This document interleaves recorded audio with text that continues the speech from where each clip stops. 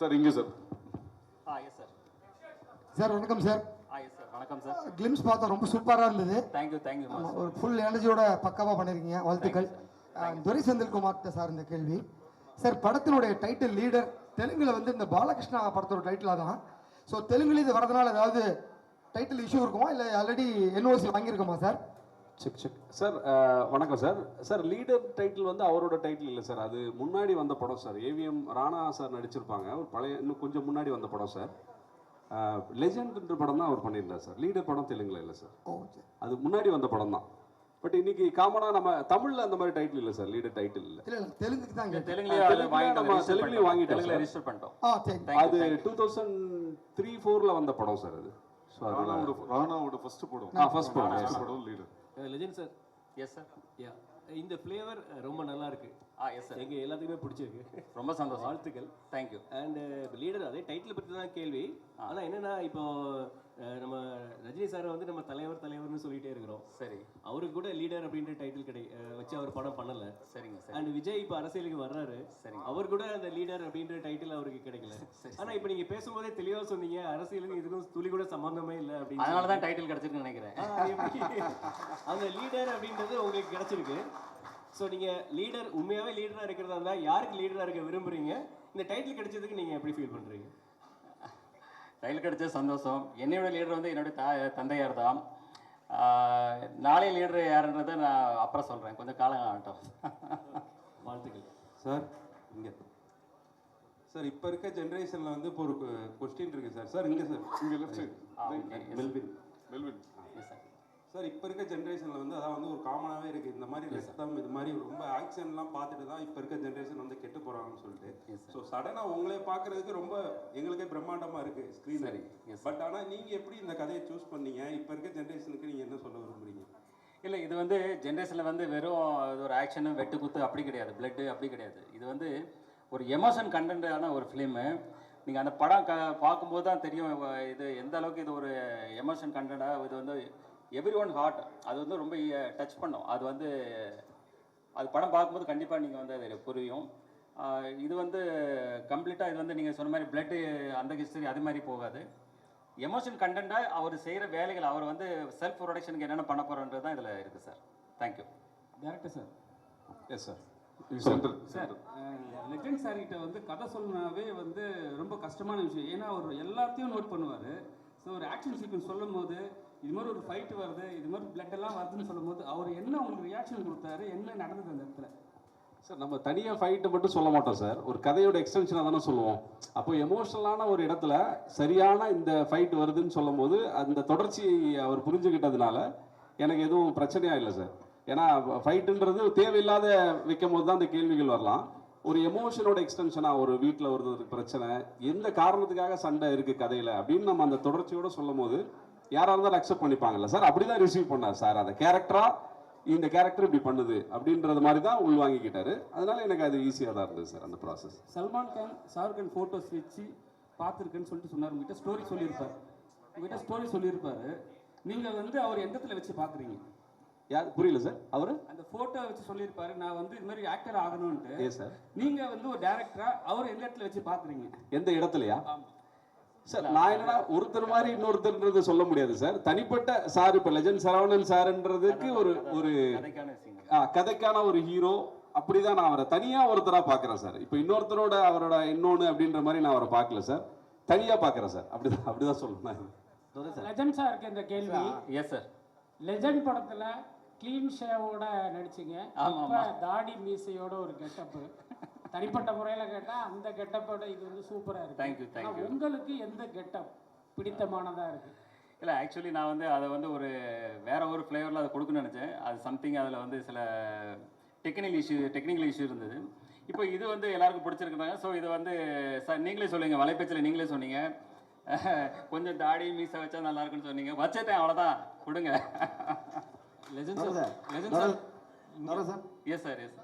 Legend ஒரு நிமிஷம் பாலா. ஆக்சுவலாக இந்த இது வந்து கொஞ்ச நாளுக்கு முன்னாடி பரபரப்பாக இருந்தது, ஜனநாயகன். ஸோ அதுலேயும் விஜய் சாரும் குழந்தையும் தான் வரும். இதுலேயும் குழந்தையும் நீங்களும் தான் காட்டியிருக்காங்க, ஹீரோயினை காட்டவே இல்லை. ஸோ ஜனநாயகன் வைக்கிறதுக்கு பதில் லீடர்னு வச்சுருக்காங்களா நேமு? யார் ஏன்ட்டு கேட்குறீங்களா? இது ரெண்டுமே சேர்த்துதான். இல்லை அது வேற ஸ்டோரி சார், இது கம்ப்ளீட்டாக வேற ஸ்டோரி. அதனுடைய ஸ்டோரி டோட்டலாக அது நானும் கேள்விப்பட்டேன். அதனுடைய ஸ்டோரி லைனே டோட்டலாக வேற. இது ஒரு வருஷத்துக்கு முன்னாடி நடந்த ப்ராசஸ் சார். அந்த டைட்டில் இல்லாமல் இப்போதான் உங்களுக்கு தெரியும் ஜனநாயகன்னு, எங்களுக்கு இப்போதான் தெரியும். நாங்கள் லீடர்ன்றதை ஒரு 1.5 வருஷத்துக்கு முன்னாடியே ப்ராசஸ் பண்ணி வச்சுட்டோம் சார். அவங்க என்ன கதை பண்ணுறாங்கன்னு எங்களுக்கு தெரியாது. ஸோ அதனால இது ஒரு டிஃபரெண்டான படம் சார். இது வந்து டோட்டலாக இதோட ஜர்னியே வேற சார். இது வந்து new fresh. Yes sir. Sir அவர் விஜய் சார் வந்து அரசியலுக்கு போயிட்டாரு, அஜித் சார் சினிமா விட்டு ரேசிங்க்கு வந்துட்டாரு, அவரும் சில படம் பண்ணுறாரு. அந்த கேப்பில் இப்போ வந்து எல்லாருமே லெஜெண்ட் வந்திருக்காருன்னு சொல்லிட்டு இருக்காங்க. இதை எப்படி பார்க்குறீங்க? இல்லை நாங்கள் அதான் நான் சொன்ன மாதிரி எதுலேயுமே ஒரு முழு முயற்சியோடு இறங்குவேன். அதே போல் தான் இதில் இறங்கியிருக்கோம், அதை செயல்படுத்தியிருக்கோம். அதை வந்து ஜனங்களுக்கு பிடிக்குன்ற நம்பிக்கையோடு நாங்கள் செயல்பட்டு இருக்கோம் சார். பரத் லெஜெண்ட் சார், நீங்கள் சார் இங்கே எஸ் சார். Yes sir. சொல்லுங்கள் சார். Yes sir. ஒரு படம் முடிச்சுட்டு அடுத்த படம் ஒரு பெரிய கேப்புக்கு அப்புறம் திருப்பி பண்ணுறீங்க. Yes sir. அது உங்களை தயார்படுத்திக்கிட்ட விதம் ஏன்னா நிறைய விமர்சனங்கள் வந்திருக்கும். முதல் படம் முடிச்சப்போ பாசிட்டிவும் இருக்குது, நெகட்டிவும் நீங்கள் சந்திச்சிருப்பீங்க நிறையா. ஸோ உங்களை தொழில் முறையில் நான் இவ்வளோ பர்ஃபெக்டாக நான் ப்ரிப்பேர் பண்ணிக்கிறேன், உங்களை நீங்கள் பாலிஷ் பண்ணிட்டது என்னென்ன விதம், என்னென்ன கற்றுக்கிட்டீங்க?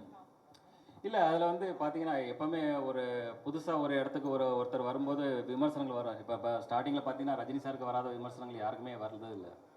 ஸோ விமர்சனங்கள் வந்து வந்தாலும் நம்ம வந்து ஒரு நம்பிக்கையோட நம்மளுக்கு ஒரு இலக்கு தெரியும், அந்த இலக்கை நோக்கி நம்ம பயணிக்கும்போது நம்ம கிளியராக மைண்டு அதை நோக்கி பயணிக்கும் போது அது வெற்றி கிடைக்கும் போது அந்த விமர்சனங்கள் அப்படி பாசிட்டிவாக மாறிடும். இதுதான் என்னுடைய கொள்கை sir. Legend sir. Yes sir. First படமும் உங்களுக்கு எள்ளு, இந்த படமும் ஃபர்ஸ்ட் அது தானாக அமைஞ்சதுங்க. தானாக அமைஞ்சது, அது ஒன்றும் பிளான் பண்ணல, தானாக அமைஞ்சது. இல்லை அஜித் சார் வீடியோ ஸ்டார்ட் பண்ணாரு. இல்லை அப்படிலாம் இல்லை, அதை தானாக அமைஞ்சது சார். இது எதுவும் ப்ராக்டிஸ் இது பண்ணல. Yes sir. Next sir. Frame sir. Frame கொஞ்சம் சார். சரிங்க சார், சோஷியல் மீடியாவில் பொதுவாக வந்து நிறைய மீம்ஸ்கள் வரும். சரி. ஸோ உங்களை பற்றியான நிறைய மீம்ஸ்கள் வந்திருக்கு, நீங்கள் அதை பார்த்துருக்கீங்களா? இல்லை அதை பாதர் பண்ணுறதில்ல. ஏன்னா எனக்கு தெரியும், என்னுடைய இலக்கு எனக்கு தெரியும். அதனால் அதை பெருசாக நான் பாதர் பண்ணுறதில்ல. நான் என்ன இலக்கை நோக்கி பயணிச்சுட்டே இருப்பேன். ஸோ அந்த இலக்கை அடையும் போது ஆட்டோமேட்டிக்காக அது வந்து அப்போ புரியும். அது வந்து வாட் இஸ் நான் என்ன நினைக்கிறேன், நான் என்ன செஞ்சேன்றது எனக்கு புரியும். That's all. அவங்களுக்கு என்ன சொல்ல விரும்புறீங்க நீங்கள், இந்த மீம்ஸ் கிரியேட்டர்களுக்கு என்ன சொல்ல விரும்புறீங்க? இல்லை இன்னைக்கு வந்து அது ஒரு காமனான ஒரு இதாக இருக்குது. எல்லாருமே அதை செய்கிறாங்க. இன்னைக்கு வந்து அது ஒரு அது தவிர்க்கவே முடியாது. இன்னைக்கு வந்து எல்லாரையும் விமர்சனத்துக்குள்ளாகிறாங்க. அதாவது மிகப்பெரிய தலைவர்கள்லேருந்து கடவுள்லேருந்து எல்லாரையும் விமர்சனம் பண்ணுறாங்க. அதை நம்ம பெருசுப்படுத்தி பார்க்கணும் அவசியம் கிடையாது. நம்ம என்ன செய்கிறோன்றது தான் ரொம்ப முக்கியம் சார். சார் இங்கே எஸ் சார். சார் இப்போ நீங்கள் பெரிய பிஸ்னஸ் மேன் தமிழ்நாட்டிலேயே. Yes sir. ஆனால் வந்து பெரிய ஹீரோ வந்து உருவெடுத்து வரீங்க. உங்களுக்கு வந்து ட்ராவல் பண்ணுறது, பிஸ்னஸ் மேனாக ட்ராவல் பண்ணுறது பிடிக்குதா, இல்லை வந்து ஒரு பெரிய ஹீரோவாக ட்ராவல் பண்ண பிடிக்குமா? இல்லை எனக்கு ஃபஸ்ட்டு ஃபேமிலி பிஸ்னஸ் தான், அதான் ஃபஸ்ட்டு எனக்கு இம்பார்ட்டன்ட். அதில் தான் ஃபுல் ஃபோக்கஸ்டு. இது வந்து எனக்கு ஃபேஷன். எனக்கு வந்து சின்ன வயசில் நான் சொன்னேன், ஆல்ரெடி இப்போ சொன்னேன், சின்ன வயசுலேருந்து ஆர்வம் அதிகம். ஸோ அதனால் இந்த துறைக்கு வந்தேன். அதில் என்னால் செயல்பட்டு என்னால் அதை சக்ஸஸ் பண்ண முடியுன்ற நம்பிக்கையோடு தான் இதை நான் செயல்பட்டு இருக்கேங்க. சரி, அப்புறம் வந்து எல்லாருமே கேட்குற ஒரே விஷயம், சாரோட ஃபோட்டோ மட்டும்தான் சரணா ஸ்டோரில் இருக்குது, மற்ற ஆக்டரோட ஃபோட்டோஸ் யாரும் வரமாட்டாங்கன்னு சொல்லிட்டு இருக்குது. நான் கூட பார்த்துருக்கேன். அப்படி அதெல்லாம் உண்மை. இதுக்கப்புறம் இந்த படத்தில் எல்லாரோட ஆர்டிஸ்டோட ஃபோட்டோவும் இல்லை கண்டிப்பாக. இப்போ இது வந்து ஒன்லி கிளிம்ஸ், இப்போ தான் ஆரம்பம். இன்னும் வந்து ஆடியோ ஃபங்க்ஷன் இருக்குது, அடுத்தது இன்னும் டீசர் இருக்குது, அடுத்தது எல்லாத்துலேயும் வரும். கண்டிப்பாக வருங்க. எல்லாருமே அதில் பங்களிப்பு இருக்குது. எல்லாருடைய பங்களிப்பும் காட்டும். மணி சார் வணக்கம். மணி இங்கே இருக்கேன்.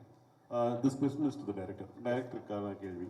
சார், இந்த படத்தினுடைய பட்ஜெட், ஏன்னா இது வந்து this comes from a very powerful production house.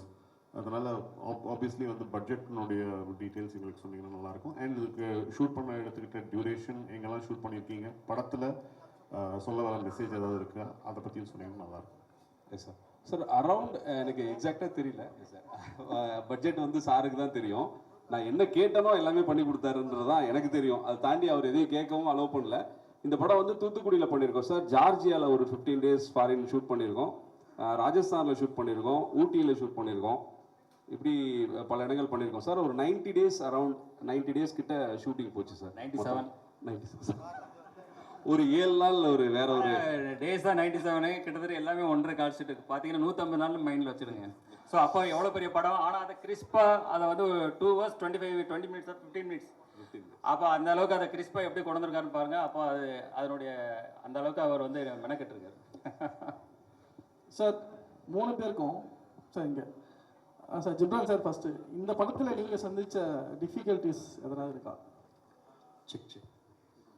Difficulties மியூசிக்கலாக எனக்கு நிறையா சேலஞ்சஸ் இருந்துச்சு. என்னென்னா படம் என்னதான் பார்த்தீங்கன்னா ஒரு ஸ்கேலில் ஆரம்பிக்கும். ஒரு சார் அப்போது சொன்ன மாதிரி ஒரு ஃபேமிலிக்குள்ளே ஒரு அப்பாவுக்கும் குழந்தைக்குமா ஆரம்பிக்கும்.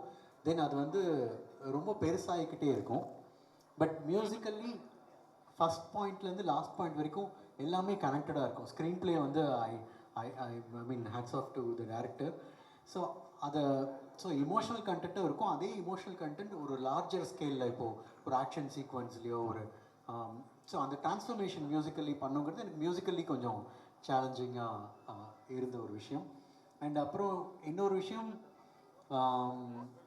வேறு டேரக்டரோட பிகாஸ் அவரோட ரொம்ப கிளாரிட்டியாக இருந்தார். இது வேணும் எனக்கு, இந்த ஆப்ஷன்ஸ் போகிறது, இது இப்படி இருக்கலாம், இல்லை எனக்கு கொஞ்சம் டைம் கொடுங்க, நான் ஃபஸ்ட்டு ஒன்று ஓகே பண்ணிட்டு செகண்ட் ஒன்று ஓகே பண்ணுறது, இன்னும் அந்த மாதிரி எனக்கு கன்ஃபியூஷன்ஸ் இல்லை. ஸோ அதனால் எனக்கு இது எனக்கு ரொம்ப ஹெல்ப்ஃபுல்லாக இருந்துச்சு இந்த பாட்டு நான் சொல்லுவேன். சரவணன் சார் உங்களுக்கு சார். Yes sir. சார் உங்களுக்கு இந்த படத்துக்கான டிஃபிகல்ட்டிஸ் எதனா இருக்கா? இல்லை, எனக்கு டிஃபிகல்ட்டுன்னு பார்த்தீங்கன்னா நம்ம விடிவி கணேஷ் சார் தான்.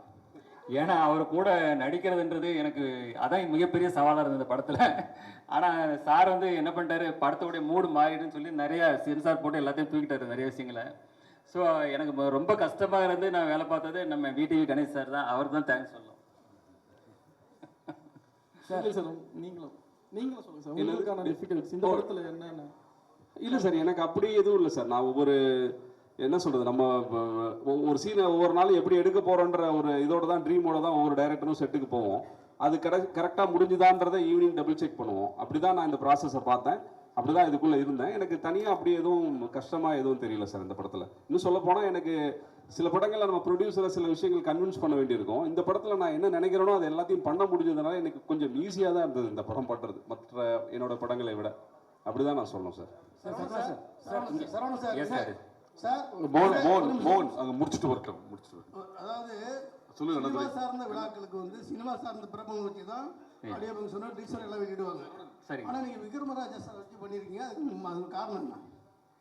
இல்லை, அவர் என்னுடைய நண்பர், நீண்டகால நண்பர். அதாவது இன்னைக்கு வியாபாரத்துறையில் என்னுடைய துறையிலே அவர் இருக்கிறாரு, அதை சார்ந்த மக்கள் அவர் கூட இருக்காங்க.